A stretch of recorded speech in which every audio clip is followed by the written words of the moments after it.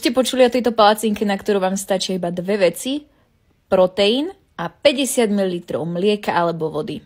Keďže som to musela vyskúšať, poďme si ukázať tento rýchly recept. 50 ml mlieka, pridáme 30 g proteínu, ja som použila karamelový Just Whey proteín od Jim Beamu. Aby nám nevznikli hrúdky, všetko si poriadne vymixujeme v mixéri, no a cesto je hotové. Na panvičke si rozohrejeme kokosový olej v spreji, vylejeme našu hmotu, cesto rozlejeme po panvici, no a už iba čakáme a opekáme z oboch strán.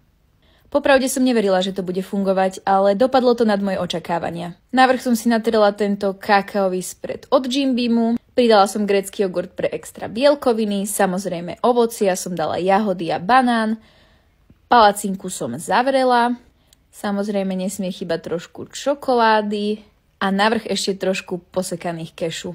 Tak čo, vyskúšaš túto extra rýchlu a extra chutnú palacinku?